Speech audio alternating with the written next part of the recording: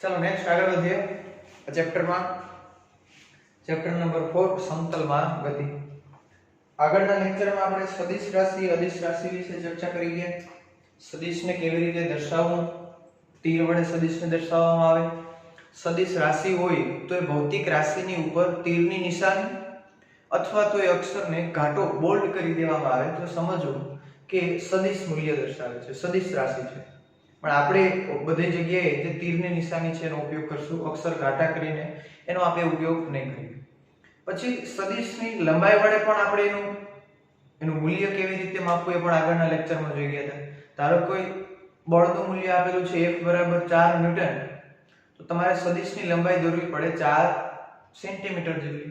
ધારો કે બીજો એક સદિશ છે, બીજો એક બળ છે ધારો કે 8 ન્યૂટન, તો તમારે સદિશની લંબાઈ કેટલી દોરવી પડે 8 સેન્ટીમીટર। આમ સદિશની જે લંબાઈ છે એ લંબાઈ દિશા અને મૂલ્ય બંને દર્શાવે છે।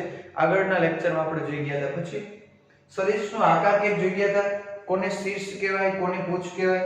ધારો કે આ સદિશ દોરેલો છે અહીંયા, તો આ જે ભાગ છે એને કહેવાય સદિશનું પૂંછ અને આ જે ભાગ છે એને કહેવામાં આવે છે સદિશનું શીર્ષ કહેવામાં આવે। મતલબ તીર વાળો ભાગ છે એ શીર્ષ અને પાછળનો ભાગ છે એ પૂંછ। આટલું આપણે આગળ સદિશ વિશેની માહિતીમાં ભણી ગયા। હવે જે સદિશો છે એના જુદા જુદા પ્રકારો છે। આગળ આપણે કીધું હતું કે સુરેખ પથ પર ગતિવાળું જે ચેપ્ટર હતું, ત્રીજું ચેપ્ટર, એમાં શું હતું, એમાં સુરેખ પથ પર જ ગતિ થતી હતી। આ બાજુ થાય જમણી બાજુ થાય તો પ્લસ, ડાબી બાજુ થાય તો માઈનસ। પ્લસ અને માઈનસ વડે આપણે દરેક જવાબ મળી જતા, પણ અહીંયા એવું નથી થતું। અહીંયા પ્લસ માઈનસ કરો તો તમને જવાબ મળતા નથી અને કાયદેસર સદિશની રીતે એનો જવાબ મેળવવો પડશે। આગળ આગળ જેમ ચેપ્ટર ચાલુ થતું જશે એમ તમને વધારે ખ્યાલ આવતો જશે કેવી રીતે મેળવવું। એમાંથી જે સદિશ છે એમાં જુદા જુદા સદિશોના પ્રકાર અહીંયા દર્શાવેલા છે, અત્યારે બોર્ડમાં લખી નાખ્યા છે। હવે અહીંયાથી તમારે સીધા તમારી નોટ કે ફેરબુકમાં સીધો અહીંયાથી જોઈ બોર્ડમાંથી જ લખી નાખવાનું છે એટલા માટે। ચલો એમાં પહેલું છે કે સદિશનું માન। માન એટલે કે એનું મૂલ્ય। કાલે મેં કીધું હતું કે સદિશ f નું કંઈક ઉદાહરણ લીધું હતું, સદિશ f બરાબર 5 ન્યૂટન 7 ન્યૂટન। હવે બળ જે છે એ સદિશ રાશિ છે તો બળની ઉપર તીરની નિશાની કરેલી હતી, પણ જો એનું મૂલ્ય જોતું હોય તો એને માનાંકમાં દર્શાવવામાં આવે અને માનાંકમાં દર્શાવી દો તો પછી એનું ફક્ત મૂલ્ય થઈ ગયું, ત્યાં દિશાની જરૂર પડતી નથી। અહીં એક ઉદાહરણ લખેલા હતા, પ્રવેગ બરાબર 7 મીટર પ્રતિ સેકન્ડ સ્ક્વેર। પ્રવેગ બરાબર 7 મીટર પ્રતિ સેકન્ડ સ્ક્વેર, દિશા લખેલી હતી ઉત્તર દિશા, તો એ જવાબ સાચો હતો કારણ કે અહીંયા પ્રવેગની ઉપર તીરની નિશાની હતી, જેવું દર્શાવે કે આ સદિશ છે, મતલબ કે મૂલ્ય અને દિશા બંને હોવા જોઈએ। તો 7 એ લખેલું હતું, બાજુમાં લખેલું હતું ઉત્તર દિશા, તો એ સદિશ હતું। પણ જો એનું તમે મૂલ્ય લઈ લો, મૂલ્ય એટલે કે એને માનાંકમાં મૂકી દો તો ત્યાં દિશાની જરૂર પડતી નથી, સદિશ વડે દર્શાવવાની જરૂર નથી। જેમ કે સદિશનું માન એટલે કે સદિશનું મૂલ્ય એટલે શું, તો કે સદિશનું માન એટલે કે એનું મૂલ્ય અથવા તો તે સદિશની ફક્ત લંબાઈ દિશા સાથે લેવા દેવા નથી। અહીંયા જો દોરેલું છે પણ જો અહીંયા દિશાનો ઉલ્લેખ કરી દઉં કે આ ઉત્તર અને આ દક્ષિણ, તો આ જે મળી ગયો આખો સદિશ એ સદિશ સ્વરૂપે મળે, પણ જો એનું તમે મૂલ્ય લઈ લો તો ફક્ત સદિશની લંબાઈ જ લખવી પડે। કાલે ઉદાહરણ લીધા હતા 4 ન્યૂટન બળ હોય તો સદિશની લંબાઈ, 5 ન્યૂટનમાં થોડી વધારે લંબાઈ વાળો દોરેલો, 6 ન્યૂટનમાં થોડી વધારે લંબાઈ વાળા સદિશો દોરેલા હતા। મતલબ કે જે સદિશની જે લંબાઈ છે એ શું બતાવે, સદિશનું મૂલ્ય બતાવે અને આ જે તીરની નિશાની છે એની દિશા બતાવે। તો સદિશનું માન એટલે તો કે સદિશનું મૂલ્ય અથવા તો એ સદિશની લંબાઈ। હવે જે મૂલ્ય મળી ગયું સદિશનું મૂલ્ય, એને દિશા સાથે કંઈ લેવા દેવા નથી, મતલબ કે શું છે, અદિશ રાશિ છે। સદિશનું મૂલ્ય એ અદિશ રાશિ છે કારણ કે હવે મૂલ્યમાં દિશાની જરૂર હોતી નથી અને દિશાની જરૂર ન હોય એને કેવી રાશિ કહેવાય, અદિશ રાશિ। તો આ ખાસ યાદ રાખવાનું છે કે સદિશનું મૂલ્ય એ અદિશ રાશિ છે, સદિશનું મૂલ્ય એ અદિશ રાશિ છે।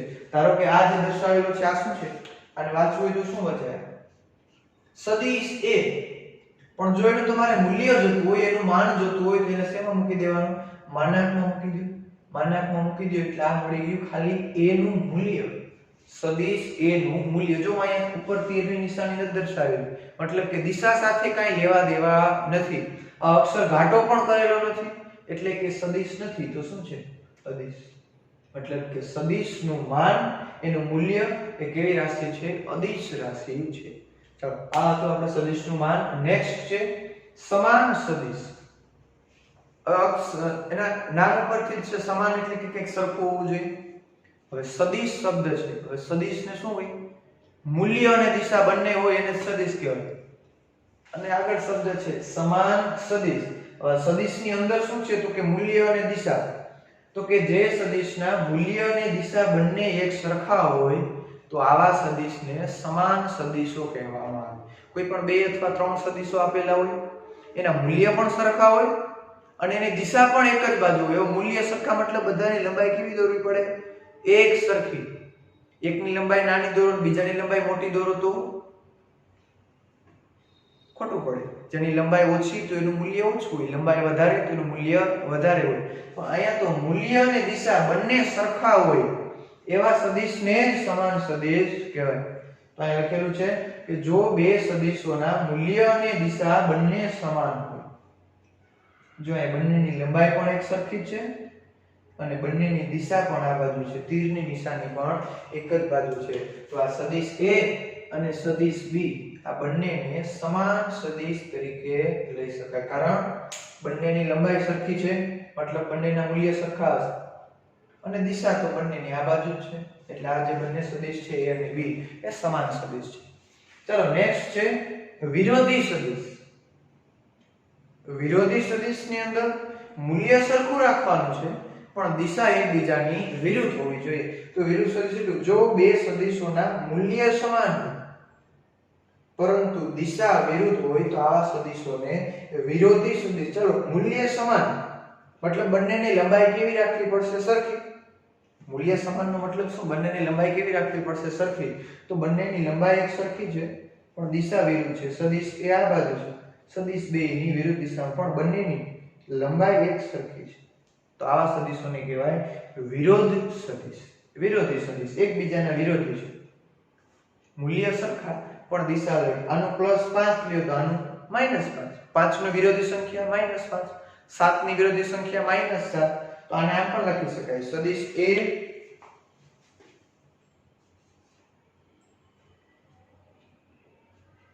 બરાબર માઈનસ સદિશ B. અથવા તો આમે લખી શકાય કે સદિશ B છે એ કોના જેટલો છે? તો કે મૂલ્ય A જેટલું છે પણ દિશા કેવી છે? વિરુદ્ધ. માઈનસ નિશાની વડે દર્શાવી શકાય. ચાલો હવે એના પછી નેક્સ્ટ છે મુક્ત સદિશ. કાલે આપણે જે સ્થાન સદિશ અને સ્થાનાંતર સદિશ આગળના લેક્ચરમાં આપણે જોઈ ગયા. ત્યાં સ્થાન સદિશ અને સ્થાનાંતર સદિશમાં સ્થાન સદિશની વ્યાખ્યા શું આપેલી હતી? તો કે કોઈ બિંદુએથી, કોઈ નિશ્ચિત બિંદુએથી જે કણ અથવા તો પદાર્થ રહેલો છે એને જોડતો સદિશ. અને આપણે એમ કીધું કે સામાન્ય રીતે જે સદિશની શરૂઆત કરવાની છે ક્યાંથી કરીએ છીએ? ઉદ્ગમ બિંદુથી. અહીંયા બે કણ P સમયે T સમયે P આગળ હતો, પછી Q આગળ જો બંનેને જોડ્યા હતા ક્યાંથી? ઉદ્ગમ બિંદુ સાથે. તો જે ઉદ્ગમ બિંદુ છે ત્યાંથી ફિક્સ રીતે ત્યાંથી જ શરૂઆત કરવી. પણ અહીંયા શબ્દ કંઈક આવો છે મુક્ત સદિશ. એને ક્યાંથી શરૂ કરવો એનો કઈ આધાર નથી, મુક્ત રીતે ગમે ત્યાંથી તમે શરૂઆત કરી શકો એવા સદિશને મુક્ત સદિશ કહેવાય. તો કે જે સદિશનું પ્રારંભિક બિંદુ નિશ્ચિત હોતું નથી. આગળના લેક્ચરમાં સ્થાન સદિશ અને સ્થાનાંતર સદિશ જે આકૃતિ દોરેલી હતી યામાક્ષ પદ્ધતિ x અને y એમાં નિશ્ચિત હતું ક્યાંથી શરૂઆત કરવાની છે? તો કે ઉદ્ગમ બિંદુથી જ. તો એને નિશ્ચિત સદિશ કહેવાય. એક એડ કરી નાખવાનું છે. નિશ્ચિત સદિશ એટલે શું? તો કે જે સદિશનું પ્રારંભિક બિંદુ નિશ્ચિત હોય, ફિક્સ હોય એવા સદિશને નિશ્ચિત સદિશ કહેવાય. મુક્ત સદિશ એટલે કે એનું પ્રારંભિક બિંદુ નિશ્ચિત અથવા તો ફિક્સ હોતું નથી. ચાલો એના પછી નેક્સ્ટ છે સમપ્રારંભ સદિશ. ચાલો સદિશ તો છે પણ પ્રારંભ બંનેનો ક્યાંથી થવાનો છે? એક સરખો જ થવો જોઈએ. આ નામ ઉપરથી જેની વ્યાખ્યા હોય તો કે જે સદિશોનો પ્રારંભિક બિંદુ એક જ જગ્યાએ અથવા તો બધા એક જ બિંદુમાંથી શરૂઆત થતા હોય તો એવા સદિશને સમપ્રારંભ સદિશ કહેવામાં આવે. જેમ કે આ એક O બિંદુ છે, ત્યાંથી સદિશ A, ત્યાંથી જ સદિશ B અને એ બિંદુએથી જ સદિશ C. તો આ ત્રણેય સદિશો જે છે એને સમપ્રારંભ સદિશો કહેવામાં આવે. એક જ જગ્યાએથી પ્રારંભ ઉદ્ગમ બિંદુ છે એટલે એવા સદિશોને કહેવામાં આવે સમપ્રારંભ સદિશ. ચાલો એના પછી નેક્સ્ટ છે સમરેખીય સદિશો. રેખીય મતલબ સીધી લાઈનમાં એક જ રેખા ઉપર હોય એવા સદિશોને કહેવાય સમરેખીય સદિશો. સમ એટલે કે સરખી, રેખા પર આવેલા સદિશો. તો કે જે સદિશો એક જ રેખા પર આવેલા હોય તો એવા સદિશોને સમરેખીય સદિશો કહેવામાં આવે. આ ત્રણેય સદિશો જો એક જ સીધી લાઈનમાં છે.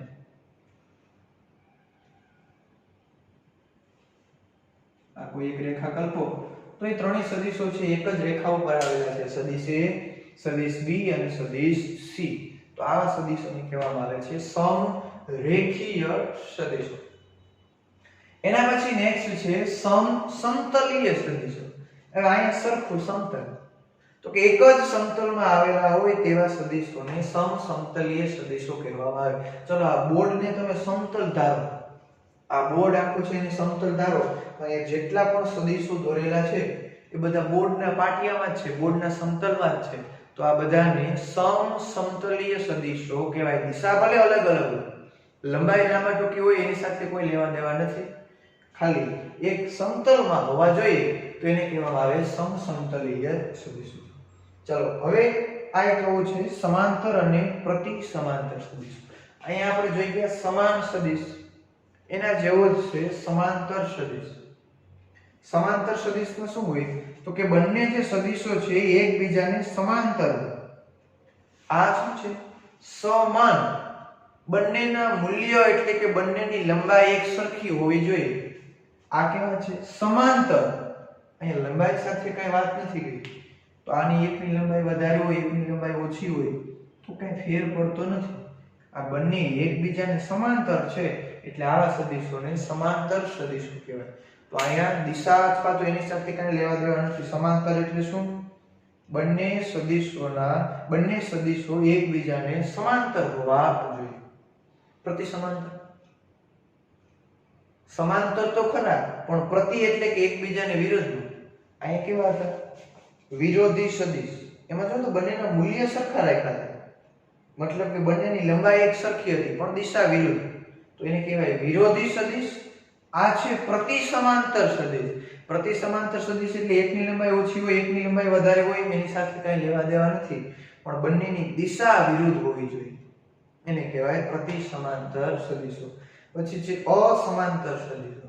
ન સમાંતર હોય કે ન પ્રતિ સમાંતર હોય, ગમે એમ હોય એવા સદિશોને કહેવાય અસમાંતર સદિશો. અહીંયા ધ્યાન રાખવાનું છે સમાન સદિશ અને સમાંતર સદિશમાં વિરોધી સદિશ અને પ્રતિ સમાંતર સદિશોમાં આટલું ખાસ ધ્યાન રાખવાનું છે, એમાં મિસ્ટેક થવી જોઈએ નહીં. આના પછી નેક્સ્ટ થોડા આઈએમપી સદિશો છે શૂન્ય સદિશ અને એકમ સદિશ, જેનો આપણે આખા ચેપ્ટરમાં ઘણી જગ્યાએ ઉપયોગ કરવાનો છે. એકમ સદિશ તો જ્યાં સુધી સાયન્સ ભણશો 11th 12th ત્યાં સુધીનો ઉપયોગ થશે એકમ સદિશનો. તો આના પછી આપણે નેક્સ્ટ જોઈએ શૂન્ય સદિશ એટલે શું અને એકમ સદિશ એટલે શું. ફેરબુકમાં અથવા તો જે નોટ્સ લખતા હોય એમાંથી જ બધું જોઈ જઈને લખી નાખવાનું છે. આ વાક્ય તમારે પૂરું કરી નાખવાનું. તેવા સદિશોને સમાન સદિશો કહે છે, તેવા સદિશોને સમપ્રારંભ સદિશો કહે છે. આ વ્યવસ્થિત રીતે ફેરબુકમાં લખી.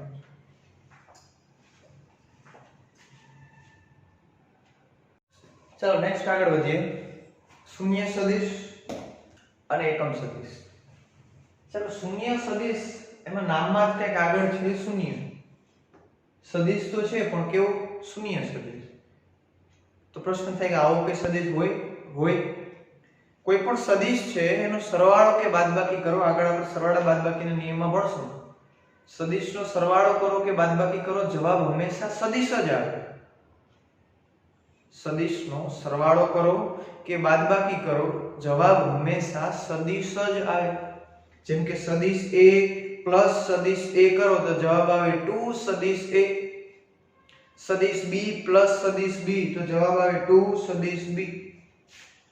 આમ સદિશનો સરવાળો થાય કે બાદબાકી થાય, જવાબ હંમેશા સદિશમાં જ આવવો જોઈએ.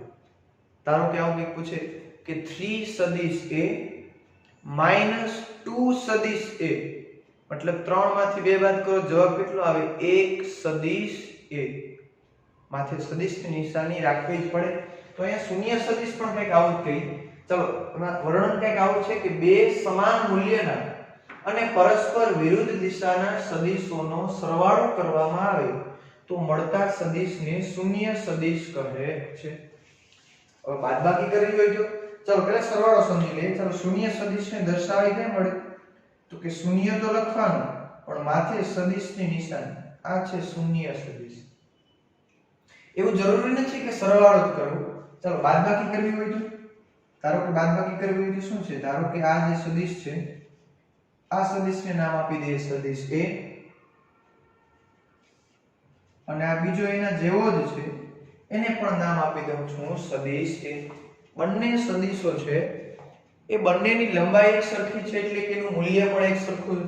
હવે જો આની બાદબાકી કરો શું થાય? સદિશ A માઈનસ સદિશ A તો જવાબ શું આવે? 0. પણ આ સદિશોની બાદબાકી થઈ એટલે જવાબ હંમેશા સદિશ જ હોવો જોઈએ એટલે કે પાછળ માથે તમારે લખવું પડે T એટલે કે સદિશ A માઈનસ સદિશ A બરાબર 0 સદિશ. ચાલો અહીંયા શું કીધું? સમાન મૂલ્યના અને પરસ્પર વિરુદ્ધ સદિશોનો સરવાળો કરવાનો છે. ચાલો આ જે સદિશ છે એની દિશા આ બાજુ છે એટલે આ સદિશને આપણે લઈએ. ધારો કે આને જો પ્લસ લીધો હોય તો આ વિરુદ્ધ દિશાનો સદિશ છે તો શું લેવું પડે? માઈનસ. આ બેનો સરવાળો કરવાનો છે. સરવાળો કરીએ તો શું થાય? આ હતી બાદબાકી. જો સરવાળો કરવામાં આવે તો સદિશ A પ્લસ આ વિરુદ્ધ દિશાનો સદિશ એટલે કે માઈનસ A. તો આ શું થઈ ગયું? પ્લસ માઈનસ તો માઈનસ તો પાછું આ જ આવી ગયું. તો આનો જવાબ પણ શું આવશે? 0 પણ 0 સદિશ. આ ખાસ કંટાળાજનક છે, બોરિંગ છે પણ ખાસ યાદ રાખવાનું છે કે જો આવું કંઈ હોય તો આને 0 સદિશ કહેવાય. ચલો એક એક્ઝામ્પલ આપેલું છે કે અચળ વેગથી ગતિ કરતા પદાર્થનો પ્રવેગ એ શૂન્ય સદિશ છે. ચલો પ્રવેગ ક્યારે ઉત્પન્ન થાય? આપણે ત્રીજા ચેપ્ટરમાં અભ્યાસ કરી કે પ્રવેગ ત્યારે જ ઉત્પન્ન થાય જો વેગમાં ફેરફાર થાય તો. પણ જો વેગ જ અચળ હોય તો પ્રવેગ આપણે એમ કહેતા પ્રવેગ શૂન્ય છે. કારણ કે ત્યાં આપણે સમતલમાં અથવા તો સદિશ વિશે ચર્ચા નતા કરતા પણ અહીંયા આપણે પાછળ શબ્દ લગાવવો પડશે શૂન્ય સદિશ. અચળ વેગથી ગતિ કરતા પદાર્થનો પ્રવેગ શૂન્ય તો છે પણ હવે અહીંયા કહેવું પડશે શૂન્ય સદિશ છે. આ વાત થઈ ગઈ શૂન્ય સદિશ વિશે. ચાલો હવે છે આના પછી નેક્સ્ટ એકમ સદિશ. એકમ સદિશ એકમ મતલબ કે એક. એકમનો મતલબ થાય એક.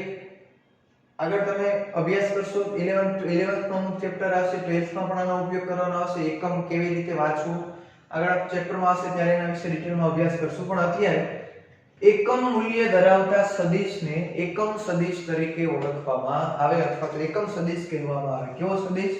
એકમ મૂલ્ય ધરાવતો સદિશ એને કહેવામાં આવે છે એકમ સદિશ. હવે એકમ સદિશને સામાન્ય રીતે n કેરેટ વડે દર્શાવવામાં આવે. આ n માથે ટપકું કરી અને ટોપી પહેરાવી દેવાની આવે ત્રિકોણાકાર બર્થડેમાં હોય એટલે આ થઈ ગયો n કેરેટ. આને વચાય એકમ સદિશ. સામાન્ય રીતે આપણે સંજ્ઞા તરીકે શું લઈએ? n. કોઈ પણ લઈ શકે. n ની જગ્યાએ તમે કોઈ પણ સંજ્ઞાનો ઉપયોગ કરી શકો પણ આપણે મોસ્ટ ઓફ કિસ્સામાં આપણે શેના તરીકે લેશું? એકમ સદિશને n કેરેટ તરીકે દર્શાવાય. આ થઈ ગઈ એકમ સદિશને દર્શાવવાની નિશાની. n ઉપર ટપકું અને માથે ટોપી. આને વચાય n કેપ અથવા તો n કેરેટ. લખી નાખજો બાજુમાં ક્યાં. વાંચવાનું કેમ છે તો કે n કેરેટ અથવા તો n કેપ. ચાલો હવે એકમ સદિશ કોઈ પણ સદિશ આપેલો છે પછી એનો એકમ સદિશ આ જોતો હોય તો શું કરવાનું? તો કે જે સદિશ આપેલો છે એનું પેલા મૂલ્ય મેળવી લેવાનું. પછી જે સદિશ છે ને એના મૂલ્ય વડે ભાગાકાર કરી નાખવાનો.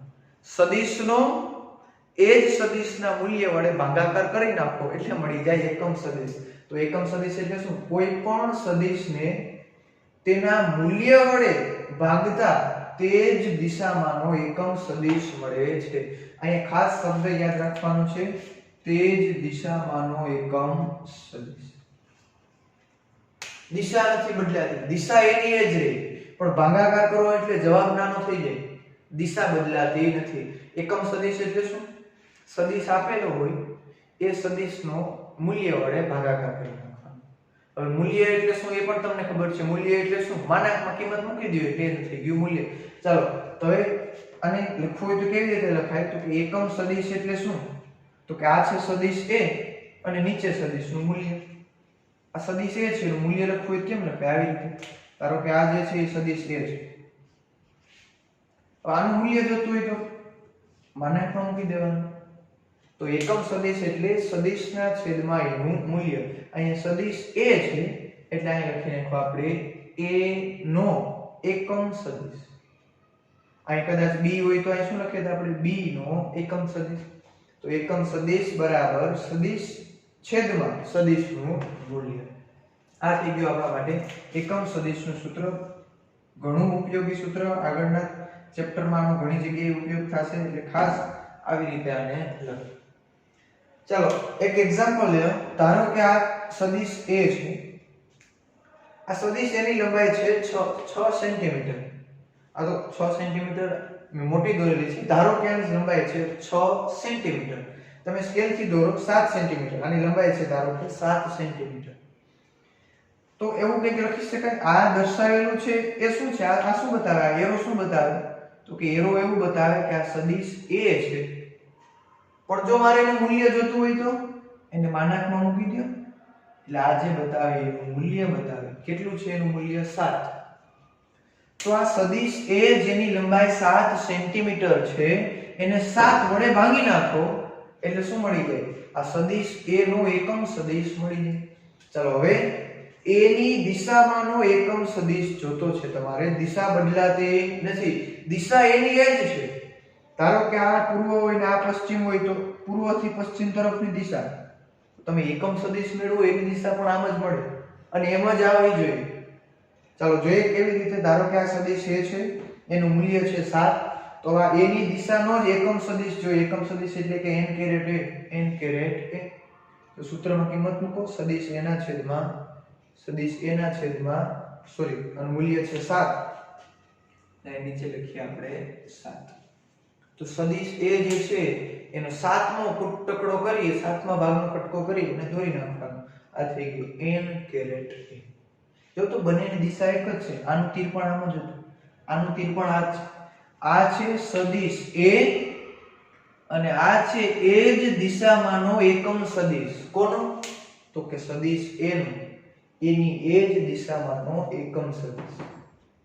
કરવાનું શું? સદિશને એના મૂલ્ય વડે ભાગાકાર કરી નાખો એટલે મળી જાય એકમ સદિશ. ચાલો હવે આ સૂત્રમાં જો. આ સૂત્ર ધારો કે સદિશ a જોતો હોય તો આ ભાગાકારમાં છે. સામેની બાજુ આવે તો ગુણાકાર.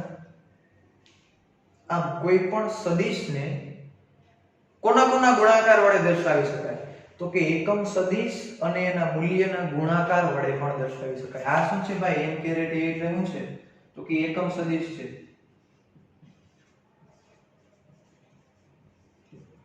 આ મોડ સદિશ એ શું છે? તો કે સદિશનું મૂલ્ય છે. તો એકમ સદિશ અને સદિશના મૂલ્યોનો ગુણાકાર જેને સદિશ વડે પણ દર્શાવી શકાય.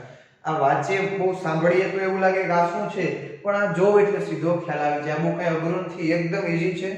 આમાં ખોટી કઈ માથાકૂટ કરવા નથી. એક વખત ધ્યાન દઈને વાંચી જોઈએ બધું આવડી જાય એવું છે. ચલો અહીંયા ખાલી આપણે દિશાની વાત કરી હતી. એક જ દિશા હતી, એને દર્શાવી દીધું આપણે n કેરેટ વડે.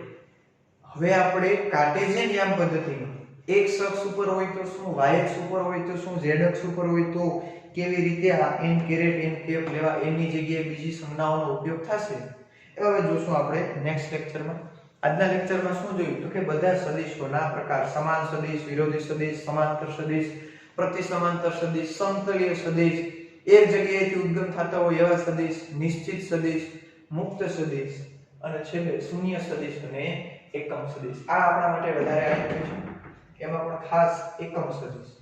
ફરી એકવાર કહી દઉં છું, એકમ સદિશ એટલે કોઈ પણ સદિશને એના મૂલ્ય વડે ભાગાકાર કરવામાં આવે તો એ આપણને એકમ સદિશનું મૂલ્ય આપે. દિશા એની એ જ છે, મૂલ્યમાં ઘટાડો વધારો થાય પણ દિશા એની એ જ છે. આ છે સદિશ a. આ એ જ દિશામાં a નો એકમ સદિશ. અને વાંચવાનું કેમ? a નો એકમ સદિશ. a નો એકમ સદિશ. ચલો આજના લેક્ચર માટે આટલું. નેક્સ્ટ હવે નવા ટોપિક સાથે મળશું. અત્યારે વ્યવસ્થિત બધું આખા લેક્ચરનું બોર્ડમાંથી તમારી નોટ્સમાં જે લખતા હોય ત્યાં લખી નાખજો અને વ્યવસ્થિત એક વખત લખી અને પાકું કરી નાખજો. હવે આપણે જ્યારે ઉપયોગ દાખલામાં કે લેશું ત્યારે સરવાળા બાદબાકી આવું બધું આવશે. હજી સરવાળા બાદબાકીના પણ નિયમો છે સદિશ માટેના. એ નેક્સ્ટ લેક્ચરમાં જોશું. ગુણાકારનો નિયમ, ભાગાકારનો નિયમ. આજના લેક્ચર માટે આટલું. હવે મળશું નેક્સ્ટ લેક્ચરમાં.